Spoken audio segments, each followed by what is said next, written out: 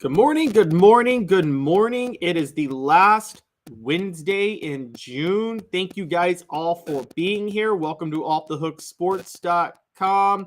Caleb Calhoun, I am hosting the show solo today. Jaru will be back with us for a segment tomorrow. Hopefully we can have Josh Ward on then too, and then we'll have Jaru for the full show Friday. Today we're going to have Fred White at 10:25. So Fred's here helping me out today. Really appreciate him doing that. I know he's got a lot of things going on. Rocky Top Tom, good morning to you. We got a lot to get to, an impressive show. Good morning to you, Travis. We've got another coach ranking with Josh Heupel. We have an interview with Paul Finebaum where he said some interesting things about Jeremy Pruitt and integrity. NCAA and betting standards, that's kind of becoming an issue for them. And also with Fred, I want to talk about an anonymous coach not being too nice to Joe Milton. And on a tragic note, we'll do this in this first segment. We're going to remember Ryan Mallett, who tragically passed away. There is a Tennessee football connection there, believe it or not. And it's not to the death, but to Ryan Mallett specifically. And we're going to look back on that. It was a horrible story. Rest in peace. We're all thinking about his family. So I just wanted to get that in there. But before we get to that, let's dive in and let's talk about some coach ratings, because it's the all season and we love coach ratings and we love top 10 lists and things like that. But this is an interesting one. A coach rating index, which is it's developed by Matrix Analytical. It's Matrix Analytical's coach rating index. They use actual data points to determine the 10 best coaches in college football. Now, what they do is they take into account the actual talent that you have, and then your actual strength of schedule, level of competition, and the results you produced on the field. Obviously, recruiting is a big part of coaching, so that's left out of here. But this just looks at how good of a coach you are and your effectiveness at coaching, and it takes a ton of different things into account. It's probably the most effective way of determining who's the best in-game coach out there right now. And believe it or not, Josh Heupel came in at number 9. Honestly, I was a little shocked it was that low. According to 247 Sports, Brandon Marcello, 247 Sports, posted this coach rating index, which they provided to 247 Sports exclusively. And it's written that Heupel enters his third season as head coach of Tennessee after winning 11 games last year and his incredible run at UCF. His high-octane offense has led to 3 10-win seasons. He's 46-16 overall. We all know about that, and then the passing efficiency and the success of that. His star rating is at 4.5, which is pretty good. 5 stars is 90 to 100. 4.5 is 80, 89.9. So, and 4 stars is in 70 to 79.9. So he's in the 80 to 89.9 range, which in college is a B. He's just ahead of Jeff Brom at Louisville, who I do believe is a very, very, very good football coach who has maxed out what you can do at Purdue, and I think is a danger at Louisville, can be very good. Just ahead of Heupel is Hugh Freeze. Now, remember, guys, this is not a character thing. This is not an integrity thing. This is not a you might get your program in trouble and get fired thing. This isn't a recruiting thing. This is just your ability to coach on the field. And there's no doubt that Hugh Freeze is a pretty good on-field coach. I mean, he did beat Nick Saban twice. Straight about coached Nick Saban twice. What he did at Ole Miss was very, very impressive. Just ahead of Hugh Freeze, shockingly, Chris Kleiman, Kansas State, comes in at 83.88 with the score. By the way, I should point this out. Hugh Freeze at 82.01, Josh Heupel at 81.12. Okay, so Chris Kleiman at Kansas State comes in at number 7. Really has carried the program beyond Bill Snyder, and you kind of have to give him a lot of credit for that. And so he has really maximized talent. I don't know if there's another level at Kansas State. We haven't seen it yet. We never saw it with Snyder, although Tennessee did almost play Kansas State in the national title game in 98, as we remember. Ahead of all of them, Jim Harbaugh at Michigan is number 6, 85.35. This is results-based, but I do believe it's also – well, okay, so Harbaugh recruits well, but I do believe there's an overachieving factor here because he hasn't recruited at a top 5 level until this year, and he's gotten Michigan into back-to-back college football playoffs, Big Ten championships. So Harbaugh, I'm shocked, is not higher. Dabo Swinney at Clemson, 90.54. That's results-based and solely results-based. I know he's brought in a lot of talent, and there's not a lot of competition in the ACC, but you still can't argue with – sometimes the results are so great you can't argue with them, even on an analytical basis. Now, the flaw in this, again, because it's so results-based and it doesn't take into account things that were inherited, is Ryan Day at number 4 at 93.38. I find Ryan Day to be massively overrated, as many of you know on this show. I think he's got a lot to prove. And so I don't think Ryan Day should be on this list. It's not taking into account what he's inherited and how he hasn't taken to the next level. The top three are not too surprising. Lincoln Riley is number 3 at 94.26. Josh Heupel is Lincoln Riley Circuit East. They run the same offense, and Lincoln Riley's doing it at USC. I think he's going to get a national championship before long. Number 2 is Kirby Smart. Number 1 is Nick Saban. Yes, they recruit a lot, but their success you really can't argue with. Shocking to me was that Brian Kelly was not on this list. And I'm waiting for Travis to say that this is my LSU homerism coming out. But Brian Kelly I think belongs on this list. I think getting Notre Dame to the playoff, I think we undersell how much you can do. We overrate how much you can do at Notre Dame. Again, this is where they take into account talent and level of competition. And Notre Dame, relative to talent, Brian Kelly did pretty much hit par. But then there's also the drawback of what you can't factor in, which is the fact that they have a much more difficult level of coursework for players at Notre Dame than other schools, which is why they always lose the week of midterms. Good morning to you, Smoky Mountain Red. Travis says after Tennessee drops Georgia at Neyland, that all changes. Rocky Top Tom, you said you've been to some Georgia games at Neyland that Tennessee dropped and should have won, and been to some that definitely not supposed to win, but they shocked him. Yeah, I think one of the most, I've seen more Tennessee shocking upsets over Georgia on the road, believe it or not. 92, Fulmer's interim game, that was a shocking upset. 2004 at Georgia, that was a shocking upset. One of the most shocking ones, not a shocking one, but in 98 when Tennessee blew Georgia out. Guys, go back and look at that game. Georgia was actually favored in that game. It was the week after Jamal Lewis went down for the season and the injury. Travis, you said you take Heupel 100 times over Freeze and Kleiman of KSU. Okay, I'm with you on that, but I think you also have to take into account, again, this is solely just measuring results and talent. And Hugh Freeze has done a pretty impressive job on those things, despite all the other issues. Ryan Day's proven he can beat Youngstown State every year. Rocky Top Tom, that's pretty good. And I agree, Rocky Top Tom, Kelly belongs. Also, good point, Chip Kelly. Shocking that he's not in there. So that kind of threw me off. That's a good point. I will say, looking back on the Georgia games, Rocky Top Tom, the 24-3 comeback in 2015. Yeah, that's a good one. So, but as far as Josh Heupel being number 9, I think what's holding him back from being a little higher is the regression that happened at UCF in 2019 and 2020 after going undefeated and then 10-3 and then 6-4. This can't factor in the COVID year. It can't factor in injuries or things like that happened, and that's what's really hurting Heupel. So overall, I would say that this rating index is not the most effective way to measure the best coaches. But it's an intriguing thing to look at, and it's intriguing to think that Josh Heupel is a top 10 coach. And again, I think they got some right. I think in terms of just coaching on the field, Jeff Brom, Hugh Freeze, and Chris Kleiman are top 10 caliber on those. I mean, they really do a good job, guys, given the talent that they are dealing with. So I think it's really hard to sit there and say that this list is totally inaccurate. But here's some things you can't quantify with coaches when you just look at recruiting versus success on the field. You can't quantify what they inherited, and also level of competition, which this takes into account. You can't quantify what they inherited. That's a knock on Ryan Day.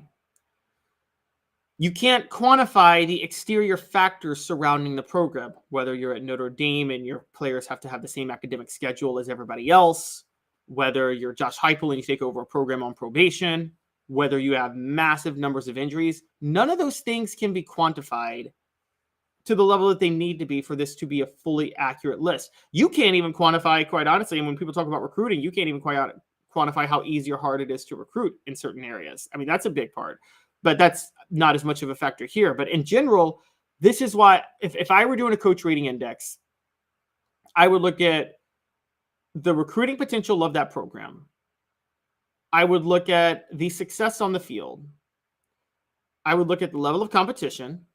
I would look at injuries. I would look at what was inherited. I would look at if there's any exterior factors, probation, NCAA, things that drive people away, and things that distract the program, and academics. All of that matters as much as recruiting, scheming, and everything else.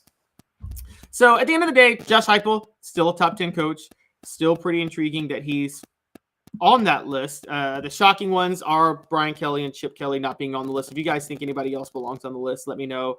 I I guess maybe you could have said that it's shocking that James Franklin's not on the list, but I don't think that's that shocking, quite honestly. And so I think this list pretty much didn't get it right, but they got most of the people right on the list. And if Josh Heupel has another year like last year, I think he's going to move up this list pretty fast because Tennessee still hasn't recruited at the level they need to be at. And so you have to give Josh Heupel credit on that front too. Now, will Josh Heupel take a step back? If he does he fall off the list? That's going to be intriguing because then again, it can't quantify the amount of departing talent, returning talent, long-term trajectory of the program. All of these things matter when you're looking at a head coach, all of them. And you can't just take one thing. We're going to start our sports history portion of this show, of our YouTube channel pretty soon, where we're going to dive into historical stories surrounding Tennessee football and actually hopefully go beyond that one day. And I'm going to break in, one of the first ones I do is I'm going to dive into what made Robert Neyland so successful at Tennessee. And it wasn't one thing. There was a confluence of things, some that had nothing to do with him, some that did, some that had to do with his knowledge of things beyond football. So we're going to take all that into account. There's so many factors that leads to a coach or a program being successful. And I think the program has as much to do with its success as a coach, depending on the time. I think in the 90s, Tennessee football as a program was behind Fulmer's success a little bit more. Not that Fulmer didn't have a lot to do with it. I'm just saying there were a lot of advantages Tennessee had. Okay, moving on. I want to talk about this tragic story. And I don't know if you guys saw, but former Arkansas quarterback Ryan Mallett died in an apparent drowning in Okaloosa County. That's over by where Destin is in Florida. He was 35 years old. Mallett played at Michigan in 2007 under Lloyd Carr. After Lloyd Carr stepped down, Mallett transferred to Arkansas, played for Bobby Petrino, helped really build that program during the Petrino years in 2009 and 2010. Left early for the NFL, played for the Patriots, the Texans, the Ravens, had quite a few starts, I think mostly for the Texans. Just a really, really tragic story, and our thoughts and prayers are obviously with Mallett's family. The reason I bring this up is Mallett, interestingly enough, has there's a weird Tennessee football connection with Ryan Mallett. And I don't know if you guys remember this, but in 2007, right after that year, Tennessee had just won the East. Eric Ainge was graduating. David Cutcliffe had taken the job at Duke. Tennessee was in the market for an offensive coordinator. Now, Michigan and Lloyd Carr had just parted ways, and Lloyd Carr's staff had parted ways too, as Michigan had gone after Rich Rodriguez. Mike DeBoard, who became Tennessee's offensive coordinator, interestingly enough, 8 years later, under Butch Jones running the spread, was a pro-style coach around that time. DeBoard was very, very adaptable to different offensive schemes. It was very possible that Tennessee would have brought in Mike DeBoard to replace David Cutcliffe. If you guys don't know this, Mike DeBoard actually coached Tom Brady. So Tennessee has had the offensive coordinators that coached Peyton Manning and Tom Brady in college. Yeah, Mike DeBoard coached Tom Brady. He was there when Michigan won their national title in '97. Guy was very well respected. We talk about Dobbs saving Butch Jones's career, but part of that, what helped was Mike DeBoard was there in 2015 and 2016 too. And when DeBoard left, the program sank. I bring this up because Ryan Mallett could have ended up at Tennessee when he hit the transfer portal in 2007. Had Fulmer hired Mike DeBoard as offensive coordinator, it seems very, very likely that Ryan Mallett goes to Tennessee as the quarterback at that point. What does that mean? Well, we don't really know because 2008 was still there. And in 2008, does Jonathan Crompton have more success with Mike DeBoard as head coach than Dave Clawson? Possibly. And so that's very, very intriguing to look at. How would Mike DeBoard handle Jonathan Crompton? He clearly is pretty good with quarterbacks with big arms. Ryan Mallett had a big arm. Does Fulmer do enough in 2008 to stay afloat? I don't think he goes 5-7, but if he goes 7-5, 8-4, does he still stay afloat through 2009? If you got Ryan Mallett coming in, I think maybe you do. And then say 2008, 2009, maybe Jonathan Crompton still holds the job as a senior quarterback. So the question really becomes 2010. Does Fulmer make it to 2010 with Mike DeBoard coaching Ryan Mallett? I'm telling you, that could be a deadly, deadly combo. Ryan Mallett was a very, very good college quarterback. We saw that when he went to Arkansas to play with Bobby Petrino. That was a match made in heaven, and Mallett helped Arkansas. Again, Now, Arkansas's best season under Petrino came after he left. It was 2011. That year they went 11-2, and their only 2 losses were to the 2 teams that play for the national title, LSU and Alabama. But they did finish number 5. And in 2010, they did go to the Cotton Bowl, and they finished 10-3 and ranked number 12. And if you guys don't remember, they had arguably the most exciting offensive game in the history of football when they played Auburn. Auburn beat them 65-43. It was 2010, kind of set the stage that the SEC is headed into an offensive era. But they scored top 25 wins over South Carolina and Mississippi State on the road that year, number 6 LSU at home, and should have beaten Ohio State in the, it wasn't the Cotton Bowl, it was the Sugar Bowl. I'm sorry, I got that mixed up. But Mallett was a very good quarterback, and you wonder, if Fulmer hires Mike DeBoer and Mallett goes to Tennessee, does Tennessee ever fall into the decade of dysfunction in the 2010s? I mean, it's a very, very interesting question to look at, because Ryan Mallett was a very good quarterback, and DeBoer would have done a better job with Crompton than Dave Clawson did. Obviously, if you guys are questioning about Crompton, Ryan Mallett would not have been able to play in 2008. There was the whole, you have to sit out a year when you transfer back during those days. So that's why the question is, what would Fulmer have done with Jonathan Crompton? Another question, what if Trooper Taylor was promoted to offensive coordinator as Cuckle's replacement? Does Ryan Mallett still go to Tennessee? Does Ryan Mallett go to Tennessee then? I mean, these are a lot of questions that are kind of unanswered. I don't think he does. I think Ryan Mallett was looking for the best possible quarterbacks coach, and that was Bobby Petrino at the time, however you feel about it. But we're talking, as I'm talking this through with you guys, a very, very, very strong possibility that Fulmer kind of has a second win because of Mike DeBoer and Ryan Mallett in the 2010s. And in case you guys forgot, the SEC East was really bad after Tim Tebow left Florida in 2009. South Carolina won it with a 9-3 record in 2010. I actually might have even been 8-4 with Steve Spurrier. It was the only time they won the East. That would have been Ryan Mallett's year starting no matter what. Had he been at Tennessee with Mike DeBoer, it would have been the peak Mallett year. Tennessee went 6-7 that year. That was the 13 men on the field penalty year with LSU. I'm telling you guys right now, if Ryan Mallett is starting that year and Mike DeBoer's running the offense and Fulmer's still head coach, they probably win the East. They probably win the East. Now, they probably lose to Auburn. Don't get me wrong. They probably lose to Auburn because Cam Newton is having his Heisman year at Auburn in the SEC championship that year. But Tennessee is still staying afloat and showing that they're not falling off, and then they probably are still able to recruit at a high level, maybe even a higher level at this point. Because remember, Georgia was 6-6 in 2009 and 2010. That would have been the time for Fulmer to be able to have the second win, because Tennessee is at its best when Georgia's at its worst, because they can pluck talent out of Georgia. So if Tennessee stayed afloat in 2008 and 2009 and had a very good year with Ryan Mallett in 2010 winning the East, I think at that point you might see Tennessee going back to what they were doing in the 90s, which is just poaching the best talent possible right out of the state of Georgia. And then you're talking Fulmer having a second win in 2011, 2012, 2013, 2014, and maybe getting another national championship in there. Travis, you're trying to be a little sarcastic, Travis, saying he got the most out of Brady in college too. Oh, wait. Well, that wasn't Mike DeBoer's fault, okay? In case you guys forgot, Mike DeBoer, I'm going to pull up his background now, but Mike DeBoer was at the Michigan offensive coordinator from 97 to 99. And in 99, had Lloyd Carr not forced Drew Henson on Mike DeBoer when Brady was clearly the better quarterback at that time, Michigan probably goes undefeated and wins the national championship that year. I'm just going to be honest with you guys. The 2 games they lost because they were alternating quarterbacks and Drew Henson dug a big hole and Tom Brady had to bring him back both times.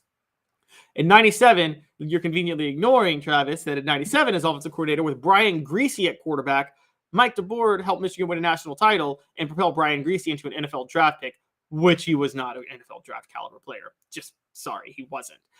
And again, go back and look at what he did with Josh Dobbs at Tennessee. I mean, again, Josh Dobbs had as much to do with that as Mike DeBoer himself. Mike DeBoer did fail as a head coach at Central Michigan from 2000 to 2003. But I'm going to be honest with you. Maybe the reason he failed as a head coach at Central Michigan was because his offensive coordinator was none other than Butch Jones. Yep, that guy. That guy was his offensive coach. So maybe... And then, of course, he went to work under Butch Jones years later. Oh, and also Mike DeBoer came back to Michigan in 2006 and 2007, and that's when Michigan had their revitalization from the 7-5 year in 2005, and then went 11-0 for the first 11 games of 2006 and finished 11-2, having just barely lost to Ohio State, who was undefeated that year. So I think you're underselling how well this could have worked out had Mike DeBoer gone to Tennessee. He was running the pro style. He would have been a perfect fit for Fulmer's system. He coached tight ends. It was everything you could want, honestly, at the moment. And when Mike DeBoer left and went to Indiana, when he left Tennessee and went there in 2017, Tennessee fell off. So this is a big what if. What if Tennessee hires Mike DeBoer as offensive coordinator instead of Dave Clawson? What if Ryan Mallett ends up at Tennessee? What happens with the program then, particularly with Georgia falling apart during that middle period under Mark Richt? They had like a renaissance in the mid 2010s, but they were bad in 2000. They were bad after Stafford left, and they were bad in 2009 and 2010 because of that. And that falling off could have really, really helped Tennessee kind of reach another level again under Georgia. So you really have to wonder, Mike, if this is just one of the biggest questions out there. What if Philip Fulmer had hired Mike DeBoer as his offensive coordinator in 2007 after David Cutcliffe left? So it's kind of a very intriguing thing to think about. And that's where Ryan Mallett's connection to Tennessee comes in. But again, we are all thinking about Ryan Mallett. It's a very tragic story. He was a pleasure to watch in college football. It's just a really, really, really sad story. So again, our thoughts and prayers are all with Ryan Mallett's family, and just wanted to bring that up. When we come back, Fred White will be here. We have a few interesting things to talk about with Fred, and it involves Joe Milton and him being at the Manning camp and an anonymous coach taking a bit of a shot at him. I'll talk about that in 2 minutes. We'll be right back. And Craving Wings South North Shore location, where we've heard people say that you can get the best wings in East Tennessee. Pero ¿quién es este? El número 87, Jacob Warren. I'll just do 6 of my sauce 87, please. Imposible, señorita. Dale 6 más. Look at these wings. Perfectas, deliciosas, fantásticas. Man, I don't know what you're saying, but it sounds awesome. How do you say fresh, never frozen in Spanish? Frescas, nunca congeladas. Make your way to Craving Wings and get you 6 más. But what was funny about Cadis, we were a full continuum of care at that time. We had detox, we had inpatient, we had outpatient. So we were doing a lot of the things that we do now. But now we just do them so much better. It's really a simple program, but we're complicated people. I am what I am, and now I got to do something about it. You can take your life back. Call Cadis today. Got cataracts? We can fix that. Never miss another moment. With a little help from Doctors Campbell, Cunningham, Taylor, and Hahn at cctis.com. Do you want to own the more that owns every job? Then get to Vassey Lawn and Garden in Cleveland and get you a Toro. I'm David Vassey, here to talk to you about Toro. With a Toro Zero Turn, you'll get more out of every minute and you'll reach the finish line faster. At Vassey's, we like to say, no matter if you're mowing 3 acres a week or 11 lawns a day, homeowners and business owners alike find confidence in equipment they can trust from top to bottom. Vassey Lawn and Garden, Highway 60 North in Cleveland. Man alive, it's worth the drive. Our family has been creating jewelry since 1986, each piece unique with a story all its own. I'm Rick Terry with Rick Terry Jewelry Designs. I'm a jeweler, and I want to be your jeweler. We're grateful that you chose us to be Knoxville's best jeweler. My family and staff look forward to serving you. So please come see us. Kingston Pike and Campbell Station Road in the heart of Farragut and downtown on Gay Street, right next to the Tennessee Theater. Welcome back to Off the Hook Sports. Caleb Calhoun here. I'm going to take a look at y'all's message boards real quick. Travis, any friend of Lyle is no friend of mine. Okay, you know, the coaching fraternity, a lot of people are connected with a lot of people. And Rocky Top Tom, this is great, and you're probably not lying. Can you really even refer to Butch as an offensive coordinator? I think of him more of just a bump on a pickle, wearing a headset and calling random plays. Well played, well played. I mean, again, this is probably why Mike DeBoer didn't work out as a head coach, because he had Butch coaching under him. Mr. Jones, Tom Brady, Tuck Rule, and Goodell cheating Pats are the only reason he ever won anything in the NFL. No, that's not. Okay, yes, did Tom Brady do a little shady stuff? Yes, a lot of shady stuff. Yes, but okay, he still was a very, very successful quarterback. Not the only reason he won anything. Still going, Mr. Jones. Peyton knows if Pete Rose isn't in the Hall of Fame, Tom Brady shouldn't be in either. Cheaters never win unless they cheat. Okay, not true. A lot of times cheaters just enhance what they were already good at. And sometimes people cheat to even the playing field. It just kind of depends on the situation. Tom Brady's cheating was it cheating? Yes. Should it keep him out of the Hall of Fame? No. Deflating footballs and Spygate was more Bill Belichick's thing. I'm not saying, look, there was clearly more going on with New England than other schools, but that's just kind of, come on, guys. And yes, the fumble was a little intriguing. Going to bring in Fred White here. Fred, thanks for joining the show. How are you doing today? I'm doing good, Caleb. How you doing today? Oh, pretty good. Just trying to chug along while Dave gets to chill on the beach. And well, when he comes back, he might be sunburned. That is true, and Dave gets very, very red. Fred, I'm glad I have you here because I actually wanted to quickly dive in. I don't know if you saw this, but Lindy's came out with their preseason magazine recently, and they do their anonymous coaches speaking on programs. And an anonymous coach speaking on Tennessee, wouldn't put his name to it, said Josh Heupel was lucky because Jeremy Pruitt found Hooker a diamond in the rough. And then he said, quote, Joe Milton is not the guy. They've got to find somebody else. With Milton, it'll be hard to replicate offensively what they did last year. What are your thoughts on an anonymous coach saying that? You know, that anonymous coach probably came from Michigan. But never thought of that. Because he left Michigan. But I've watched Joe over the years, and I think he did a really good job in that Clemson game and not having the top two receivers.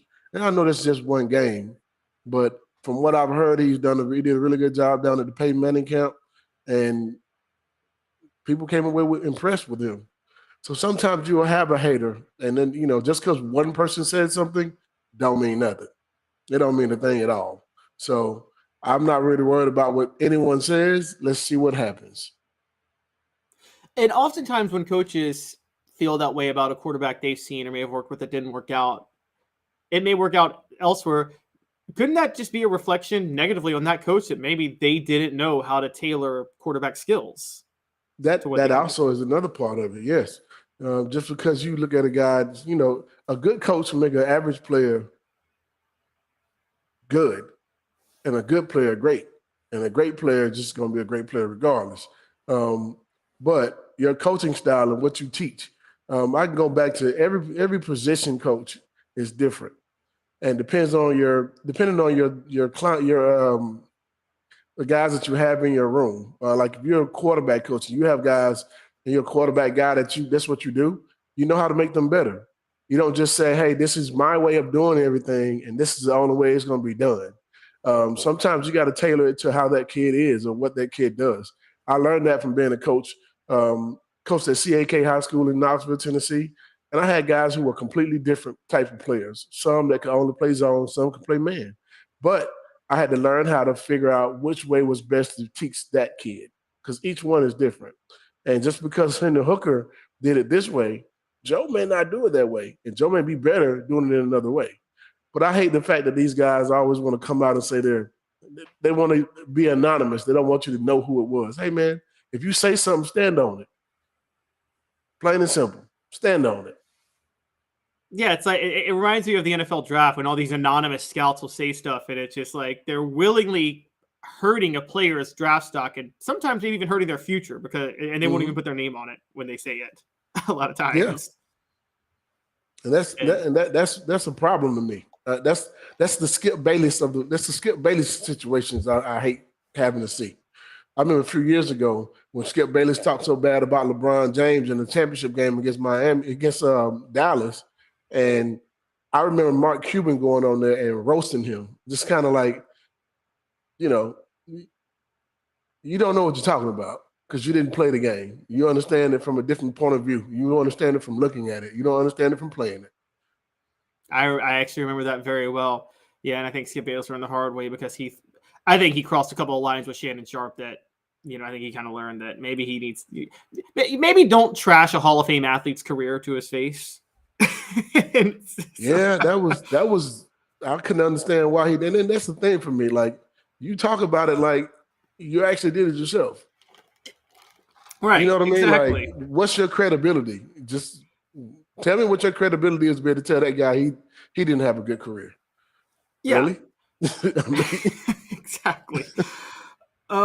Getting to so going back to Milton, it's funny you brought him up at the Manning camp last weekend. Caleb Jaru and I were on Monday talking about this, and I'm just curious, what are some things you think he could have picked up at the Manning camp? Because we do know Josh Heupel's offense is very different from anything Peyton Manning himself played in. Where shorter drops, kind of quick, get rid of the ball quickly, not really going through reads as much.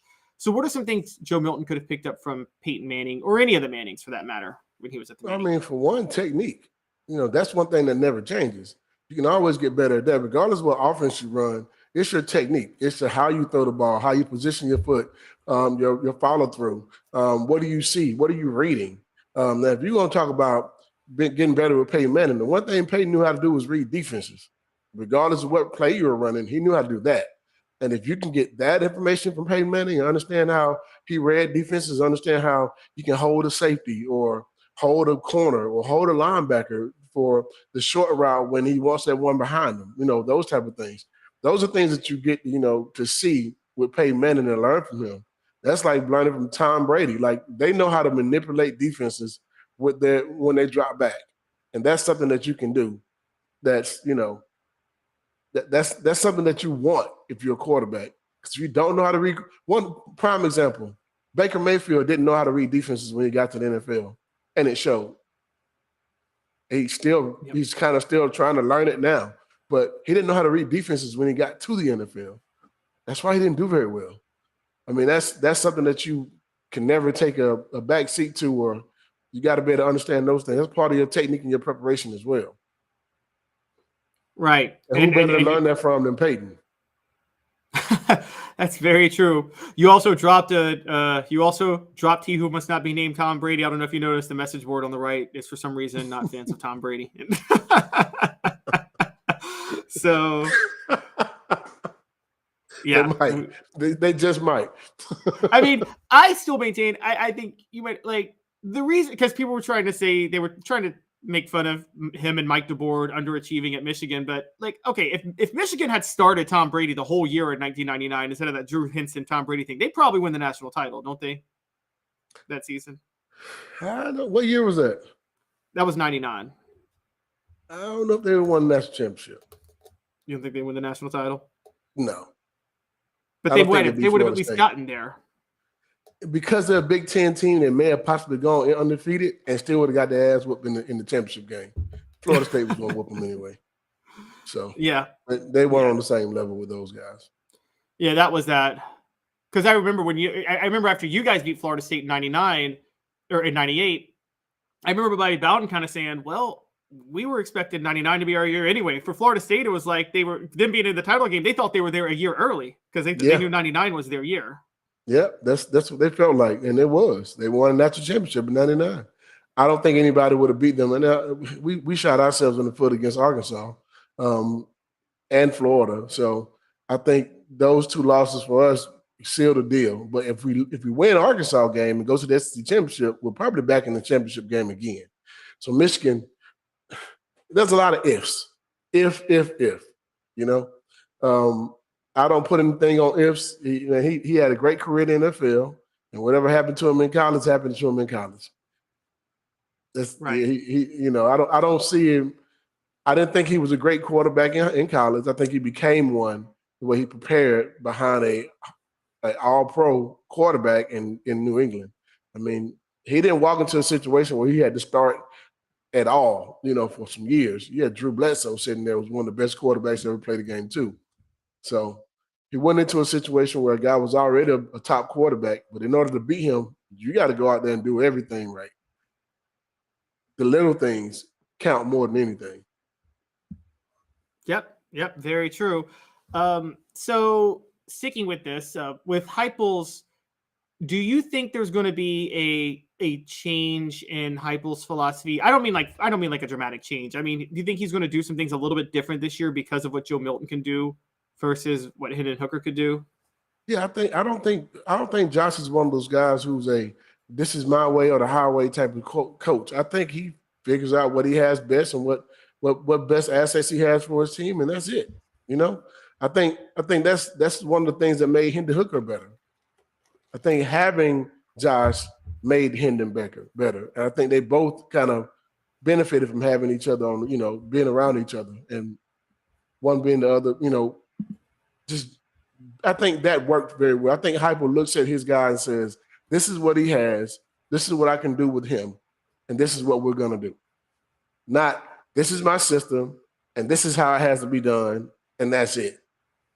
It's different. I don't think Joe Milton is the same type of athlete when it comes to running the ball as Hendon Hooker is, in my opinion.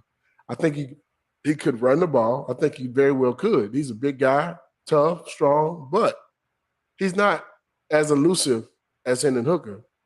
So arm strength, I think he has more arm strength than probably has the best arm strength of any quarterback in college football right now. And some guys in the NFL. But you got to use his best attributes. That's like I was saying when I coach in high school football and even any sport. You take the best attributes of that kid and you try to just hone in on that skill, as opposed to just saying, okay, this is my way. He can't do it that way, then, well, that's it. No, some guys don't know how to bump and run. Some guys don't know how to play off man.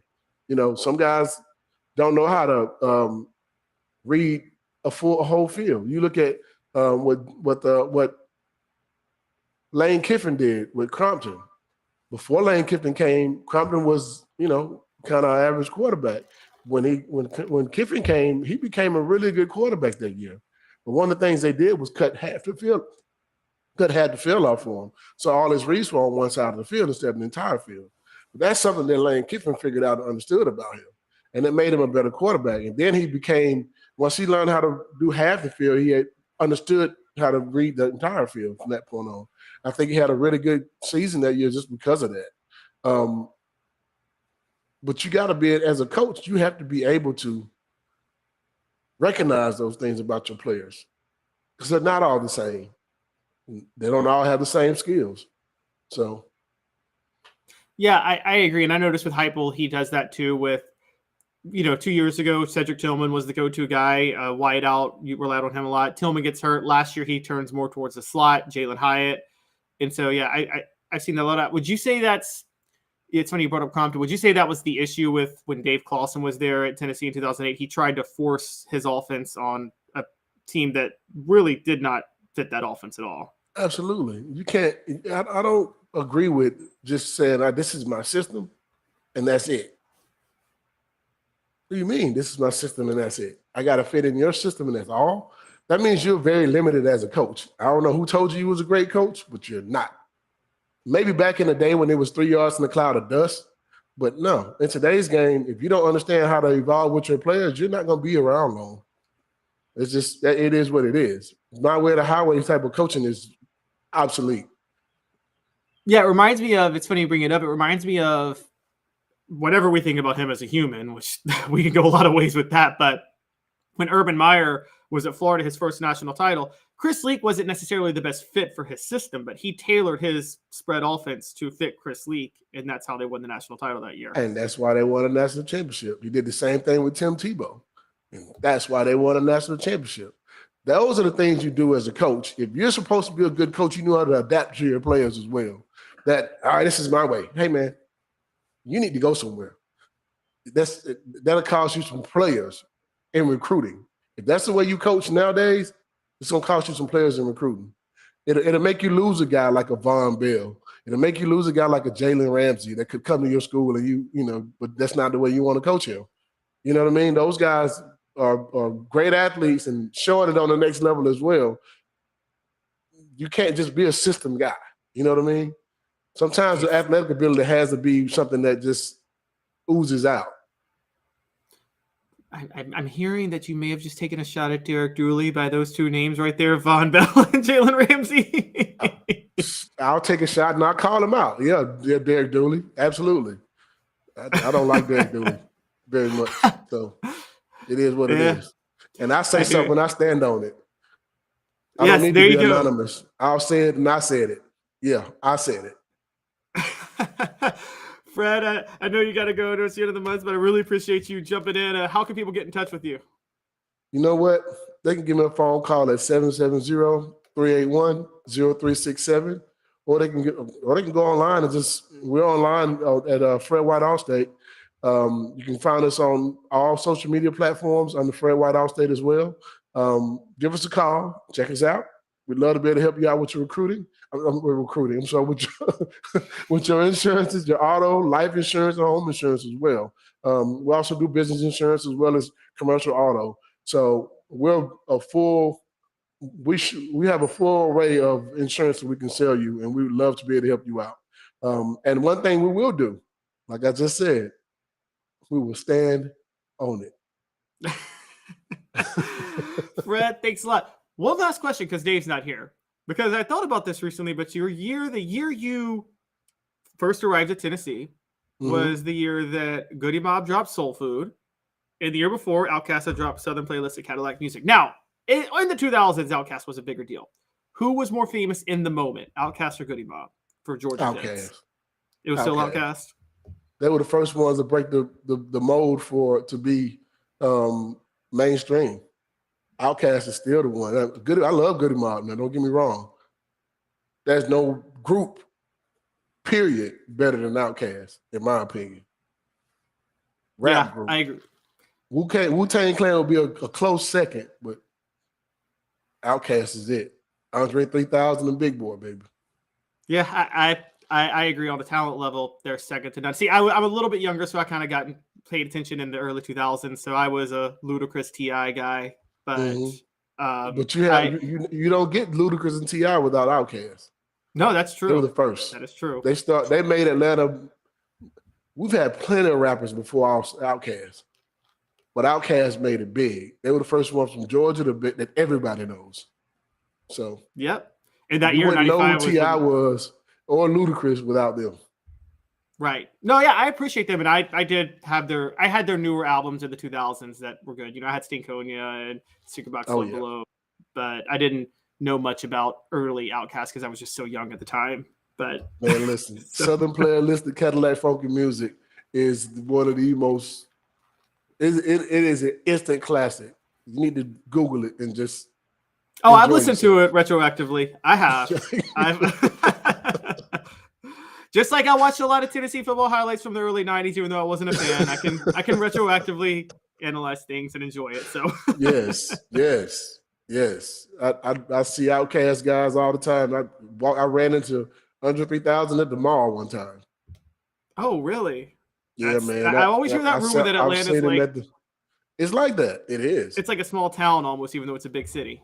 It is. Yeah. I ran into if you're in the city of Atlanta. In the downtown Atlanta area, anywhere around there, you'll run into a lot of guys. You'll run into a lot of people, actors, movie stars, artists, all kind of stuff. You see everybody here. Wow. It's like the music capital of the South. Yeah. On a smaller scale, Memphis has a lot of that too, but we're not as big as Atlanta, obviously. But yeah, we're a little bit bigger. Yeah. Hey, we started all the music though. It started with 8 Ball and MJG first. I get it. 8 Ball and MJG was good. Yeah, I got a lot of love and respect for them. If you went to University of Tennessee and you listen, you know who that is for sure. Yeah. All right, Fred. I know I took a little bit too much of your time on that, but thanks. I really appreciate you coming on, and have a great rest of your week. And let's troll Dave for not being here next week. Yeah. Let's get on it, man. Let's get on him. Let him know he went to the beach and left us out here in this working world. So yes, I hope he's enjoying himself. I hope he gets so red. I'm sorry. I'm going to hell. Have a good one, Fred. All right, man. Have a good one. You too. Yep. That was Fred White. Portions of the program are brought to you by Craft Treats. CraftTreats.com is your home for the best pet treats in the world. They even have CBD infused treats that can minimize your pet's digestive, arthritic, or anxiety issues. Go to crafttreats.com. When we come back, we got a little more national news to talk about. Got a recent Paul Finebaum interview where he said some intriguing things that I want to dive into. And what should the NCAA do with their sports betting rules? That's a really, really interesting debate. I know some people on this message board and some people in our community aren't a fan of sports betting in general. So this will kind of be intriguing to touch on. Talk about both of those when we come back. 2 minutes. Sun, sand, and salt water, the beach is a very relaxing place. Unless you wear contacts. Ow! Open your eyes to the best the beach has to offer with LASIK vision correction from Campbell Cunningham Laser Center. Ah. Hi, Mike Davis here with City Heating and Air, reminding you to always dare to compare. Our team provides quality local heating and air service, installation, and maintenance across East Tennessee. We use only the best equipment like American Standard heating and air conditioning for your residential, new construction, or commercial needs. Honesty, dependability, and customer satisfaction have been the cornerstones of our business since 1961. City Heat and Air. Dare to compare.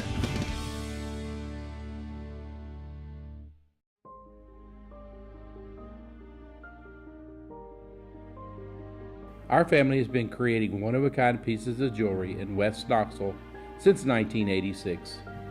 Each piece is a combination of unique processes that bring your idea to life. Every day in our shop, a truly special item with a story all its own is being manufactured in our facility, bringing the history and family sentiment into a whole new generation of life.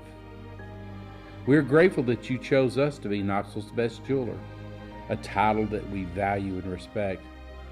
Because to me, being a jeweler and owning a jewelry store are not the same thing. I'm Rick Terry. I'm a jeweler, and we want to be your jeweler. Kingston Pike and Campbell Station Road in the heart of Farragut, and downtown on Gay Street right next to the Tennessee Theater. When you want a hard cider that's easy to enjoy, one that's crafted to perfection, you need Tennessee Cider Company. Some say it's the signature cider of the South. Others say it's the cure to your craving. They all say you'll savor every sip. With a selection of ciders free to sample, all it takes is one taste. Visit tncidercompany.com for more information, as well as to shop our ciders and merchandise online. Thirsty yet? Doors open at 10 a.m. Welcome back, everybody, to the show. There are a couple of things I want to point out. We're going to dive in a little bit more to this tomorrow, but congratulations to Tennessee for finishing 6th in the Directors' Cup standings this year. We talked a lot about their Vols athletic success. It's their best finish ever. Also, there is some intriguing news about Tennessee baseball landing NC State transfer catcher Cannon Peebles, who has committed the day Chase Birds entered the portal, too. Big news for Tennessee. A catcher is more important than a pitcher for successful pitching. I learned that a long time ago. Before I move on to the message boards a little bit, Travis saying it's Wu-Tang. Mr. Jones drops Vanilla Ice.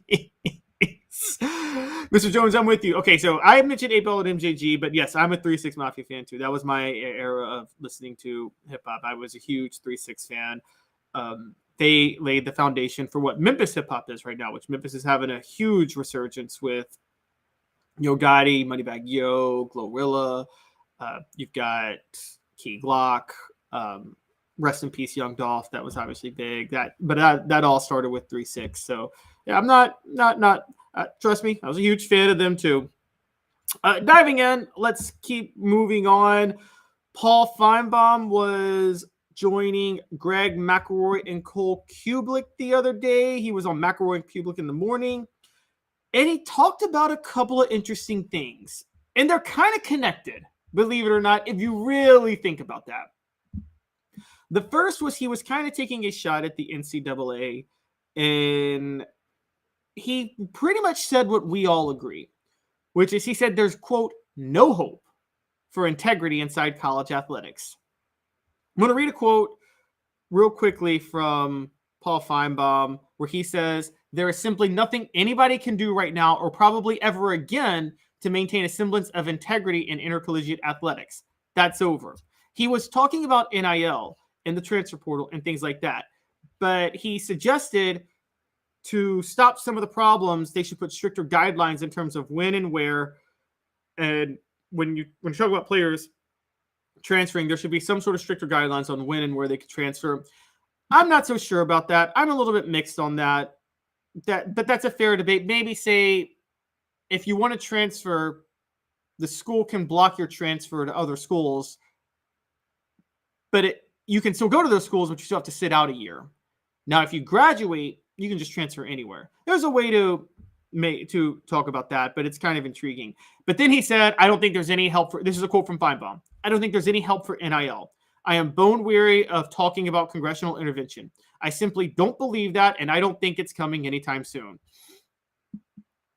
I agree with Paul Finebaum. I'm actually going to bring this up. I'm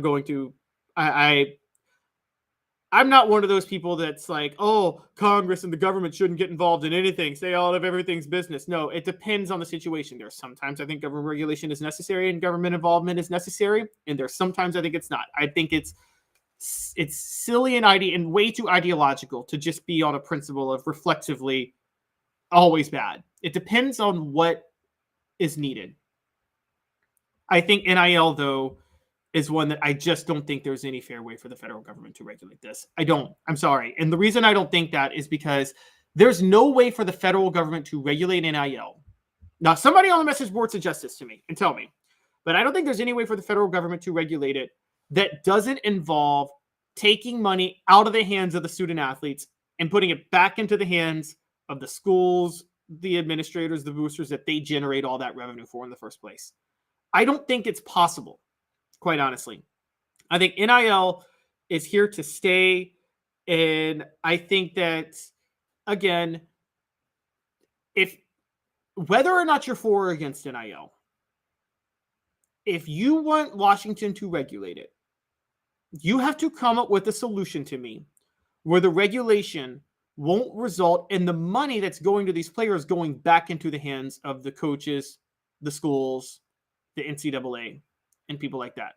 And if you can't figure that out, don't come to me for NIL regulation. Because the fact of the matter is the cat's out of the bag at this point. And what's going to happen long term is money is going to transfer from the NIL is going to take money away from long term coaches, NCAA officials, schools, things like that. They're all still going to be handsomely paid, don't get me wrong. But a lot of that money is cobbled together through what the boosters prop up. And the boosters are now going to be reserving that money for players. This is why, as Josh Pate talked about the other day, there's going to be a Moneyball era for coaches. There's going to be people are going to start looking more for coaches they can get on a bargain. There's not going to be there's going to be a lot more pressure on buyouts and things like that with NIL. You're not just going to be able to get a coach and open a dump truck of cash and say, hey, if it doesn't work out, I'll just pay the buyout and call it a day, because that money needs to go to the players. And that's a good thing. That's a good thing. Coaches were making way too much money for falling on their face too many times. And we just had Fred on. I'm pretty sure Fred feels that Derek Dooley got way too much money to walk away from his job after 2012. Okay, when he was fired. I mean, that's just how it goes. So I would say that, again, there's two questions: liking NIL or not liking NIL. That's over. That debate's over. NIL's here. So you can't not like it. The second question becomes regulating it somehow. And again, here's the problem with college football. The revenue that the schools generate, not booster based, but the schools themselves generate, that the players generate for the school, is used to fund all the other non-revenue producing sports programs. This is why you can't have players be employees as much, because that money that the schools would be paying them needs to go to other programs. This is where NIL was the best compromise. So if you're going to have any regulation on whether or not you're going to pay them, you're going to regulate NIL, anything like that, you got to figure out two things. I take this back. You got to figure out, one, how this money does it, how you can keep this money that they're getting now from going back into the hands of the administrators, the coaches, and the NCAA. And you got to figure out, too, if any regulation you do will prevent the football program from still generating the necessary revenue to support the non-revenue producing sports, which is crucial for Title IX's sake. There's just no way you can regulate it without compromising one of those two things. I just don't see how it's possible. If somebody has an idea, come to me. But one thing I don't want to hear is complaints about poaching players in the transfer portal or the idea of tampering or whether or not you can stop that. I don't care if they're tampering. Coaches are tampered with all the time. How often are coaches? Back in the day, this is for people who think back in the day. So back in the day, coaches used to get hired in January, maybe even February. I mean, it wasn't that long ago. I believe Nick Saban was hired in January of 2007, by the way. So don't quote me on that, but that used to be par for the course. Now coaches are hired the day after their last regular season game.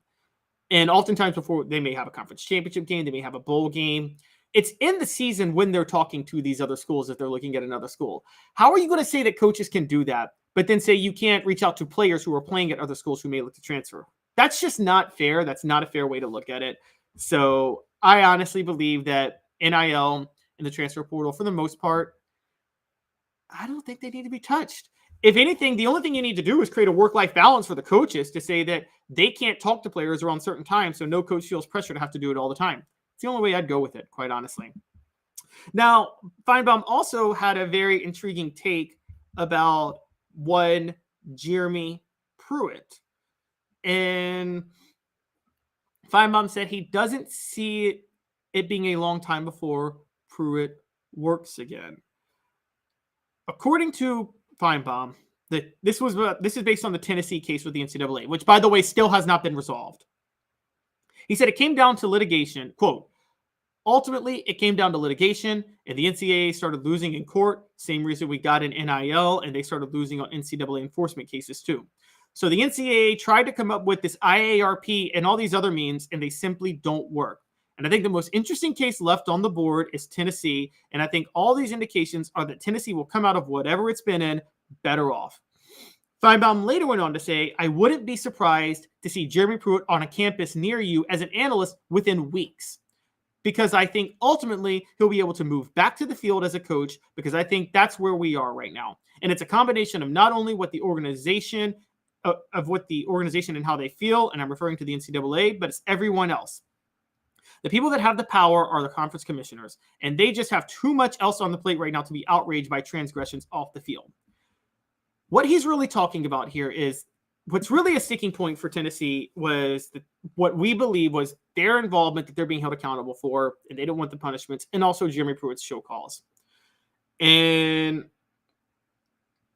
the show calls doesn't seem like it's going to be that serious because of NIL, and the conference commissioners have too much pull to make it serious.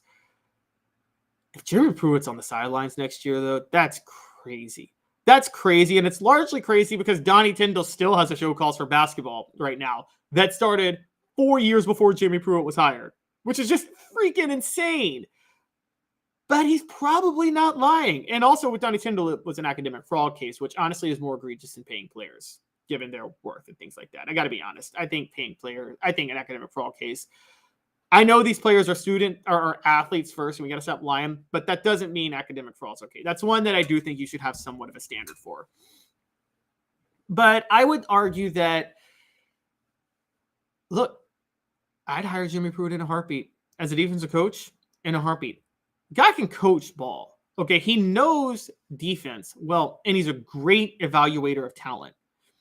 Now, in terms of offense, in terms of the way he goes about things, different story. Micromanages way too much, tries to control way too much, and also, I mean, did not hire the right offenses for what he was trying to do. But he is a great identifier of talent. Josh Heupel's success early doesn't happen if Jeremy Pruitt doesn't identify the right players to go play for him. And again, as we mentioned in the last segment with Fred White, finding Hendon Hooker out of the blue, diamond in the rough, nobody saw coming.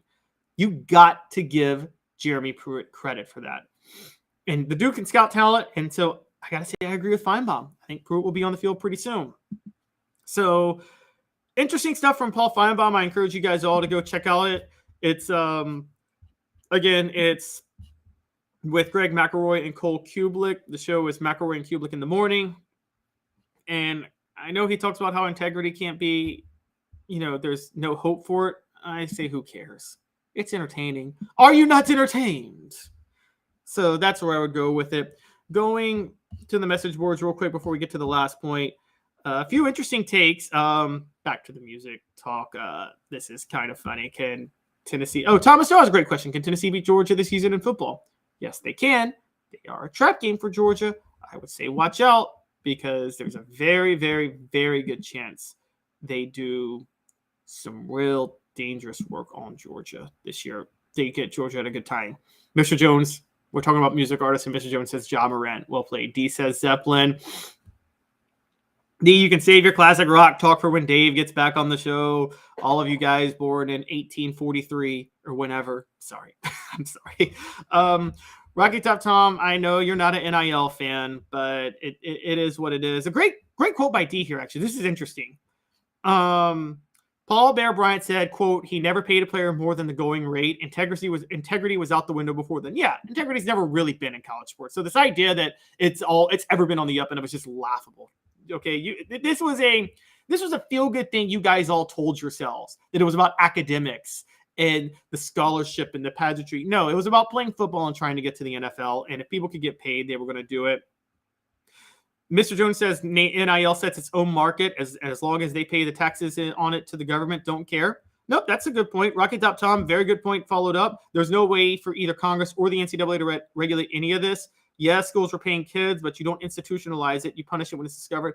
Yeah, but Rocky Top Tom, what you're doing at that point is you're just allowing for a system where you can lie to yourself because you knew it was happening and you just didn't want to. You wanted to purposely turn a blind eye if that's how it was happening. We all knew it was going on. This way, you don't have to feel any sort of cheating you don't have to feel any sort of type of way when it's happening. And it's not really institutionalized. I would argue it's the opposite of institutionalized, because if it was institutionalized, the NCAA and Congress and everybody would get involved and set something up. No, it's just people are paying players and giving them endorsement deals. And by the way, we're blaming the schools in the NCAA. Has nothing to do with that, Rocky Top Tom. This was done by the Supreme Court, which literally said it's unconstitutional for players to not be allowed to make money off their name, image, and likeness. So, and unless you're going to blame, if you're going to blame anything, you got to blame the Constitution at this point, because it violates labor laws that were held up. And so I just, there's no other area of American society that's like this. So I just don't think that no one's really at fault for NIL existing. If anything, the NCAA is just at fault for not getting out ahead of it. Mr. Jones, great take here. Name, image, and likeness will be the end of the NCAA, who never could accomplish anything. Well played. And Mr. Jones also suggests Jeremy Pruitt plays Matthew McConaughey. Aight. And Rocky Top Tom, Jeremy Pruitt belongs on a football. Jim Pruitt has as much business being allowed back on a football field as politicians do teaching ethics classes. Okay, well, believe it or not, I think a lot of politicians do teach ethics classes. I could be wrong on that, but a lot of them are professors on the side. So it's very, very, very intriguing. All right. Before we get going, portions of the program are brought to you by Zen Sports. Zen Sports is the new sports book in Tennessee, revolutionizing the way you earn sports betting rewards. That means no more deposit bonuses that turn into deposit nightmares. On Zen Sports, what you see is what you get. And with their cash rewards program, you get a lot of cash. For a welcome bonus, earn an unlimited 5% cash back on your betting volume for your first 15 days when you sign up with the code HOOKED. That's right, unlimited 5% cash back. Keep betting and keep earning with up to 3% cash back on your betting volume every month after that. And refer friends to earn a percentage of their betting volume as cash rewards too. Zen Sports is bringing the cash back to Tennessee. So if you bet big on sports, you want to be betting on Zen Sports. Zen Sports betting just got better. And speaking of betting, before we get there, I will answer this question. Rocky Top Tom, does Tennessee get Cam Franklin after losing out on William Nwaneri? Thoughts, anyone? I do believe Tennessee is going to get Cam Franklin. I do believe that. That's what all signs point to. So it's, but again, edge rusher is a little bit difficult to project because Tennessee actually does have pretty good edge rushers. So it's kind of a question on what's going to happen. Did they lose out on William Nwaneri? I think Nwaneri is still, his recruitment is still open. I didn't think Tennessee was going to lose out on him. Let me look it up. I don't think he's committed anywhere yet. So if there's any news on that, let me know. I'm not so sure that I think he's still available though. Okay, so moving on. The NCAA, speaking of gambling, CBS Sports article has come out. They did some good investigative work. Dennis Dodd, who we have criticized here, but he did good work here. He says the NCAA is struggling with legal sports betting. I'm sorry, I'm having trouble talking. The NCAA struggles with legal sports betting landscape continues as plenty of uncertainty remain. So the NCAA, with the proliferation of legal sports gambling across the country, is having a hard time dealing with and figuring out how to regulate this. So as we all know, Alabama baseball coach Brad Bohannon was fired back in April after it pretty much came out that he bet on his own team. It was suspicious betting activity. We all believe he bet on his own team. There was an unusually high bet placed on a certain game, and he unusually didn't start his ace that game. This was just very, very, very intriguing, set off enough alerts that they pulled betting. Now, this is going to be a big issue. So the question is that the NCAA is trying to figure out, is that evidence of a growing problem, or is this proof that the NCAA's regulations have worked? So right now, there's a long-standing rule at the NCAA that employees, coaches, administrators, and athletes cannot wager on any sport, amateur, pro, or college, in which the association sponsors a championship. So basically, NCAA people cannot bet on NCAA events. Period. End of story. That's just how it goes. Now, Matt Holt, president of U.S. Integrity, says that needs to be reconsidered. He says, at the end of the day, you're not likely really having any influence. Why can't a baseball player at LSU bet on a basketball game involving the University of Michigan? So here's my question for the message board. Should NCAA people be allowed, say an NCAA football player, should they be allowed to bet on an NCAA basketball game? Should the standard be, if you are an NCAA athlete, you can't bet on any NCAA event, period, of the story? You can't bet on any NCAA event involving your school. You can't bet on any NCAA event involving your sport.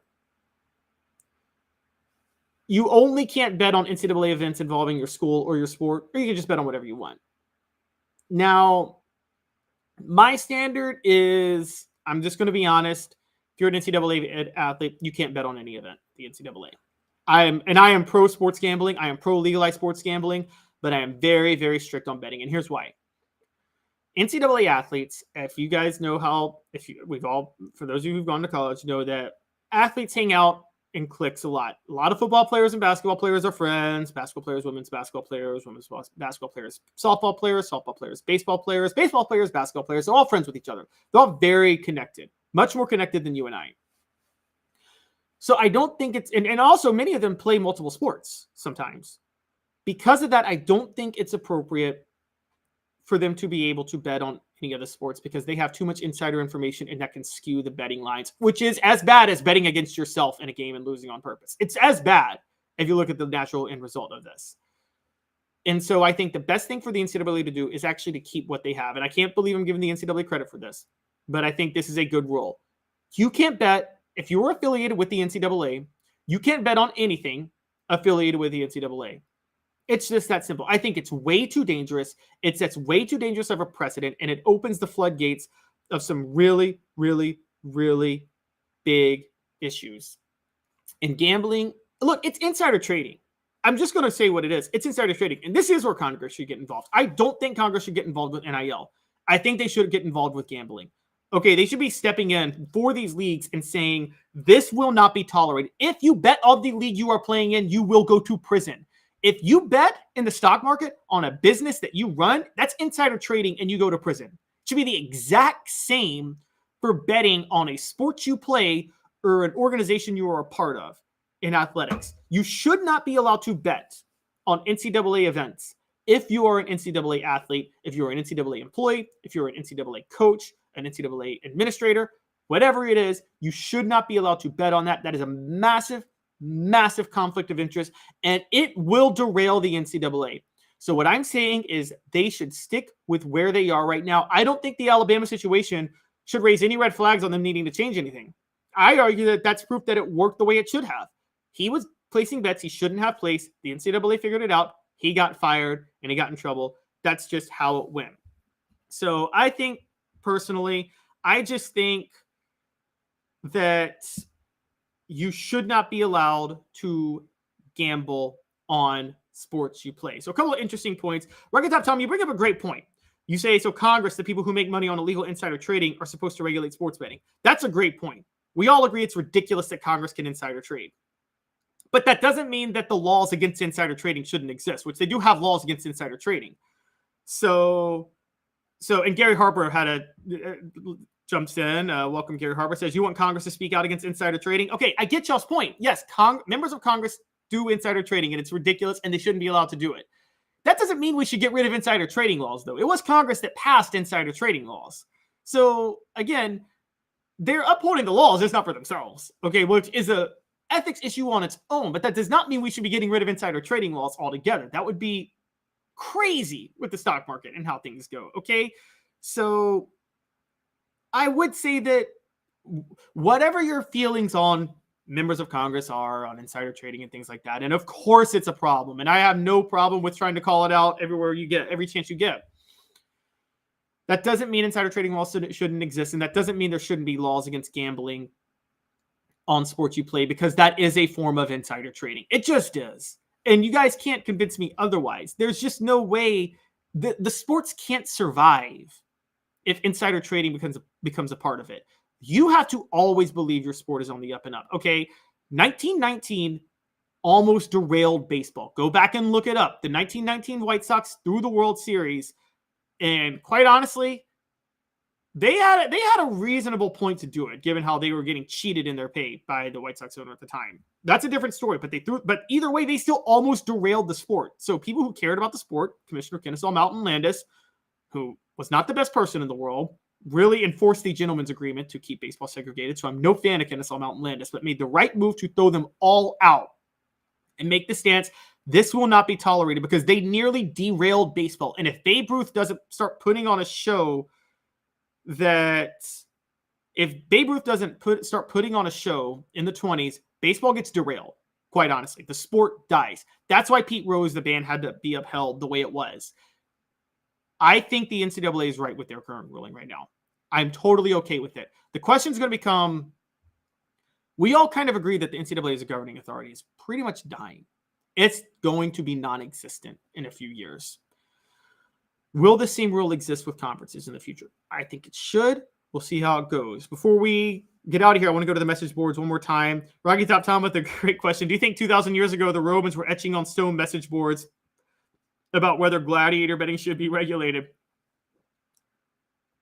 You know, Rocky Top Tom, the Romans were so advanced in so many ways for their time. I bet there was betting on these, and I bet there was some sort of stone arc, whatever you want to call it, that they had the bets on. So betting's very old, okay? Betting's a very, very old job, a very, very old industry. D says gambling in and of itself is wrong. If you're going to make it legal, make it all legal. Laws against gambling were established 5,000 years ago. This is a dead topic. I disagree. You can make things legal and then regulated. I mean, look, alcohol is legal. That doesn't mean people under 18 should drink it or that people should drink and drive. So it's just one of those things. So I disagree on that. Thank you guys all for tuning in today. I really appreciate it. We're doing our best without Dave. We'll have Jaru and hopefully we'll have Jaru on for an early segment again tomorrow, and hopefully Josh Ward after that, and then should have Jaru the whole day Friday. So we're chugging along. We're doing our best without Dave. And before I get out of here, portions of the program brought to you by Andy Mason Real Estate. For the best prices and service in real estate in Knoxville, there's just one place, andymasonrealestate.com. Andy and his partners have been in the real estate business for a combined 40 years. They know how the market works and how to save you thousands and tens of thousands of dollars. Andy Mason at andymasonrealestate.com. You guys all have a great day. I appreciate all of you tuning in. We'll be back here tomorrow at 10 a.m. Eastern. Thanks a lot. This has been This has been a presentation of Off the Hook Sports. This is Caleb Calhoun. Thanks a lot, everybody.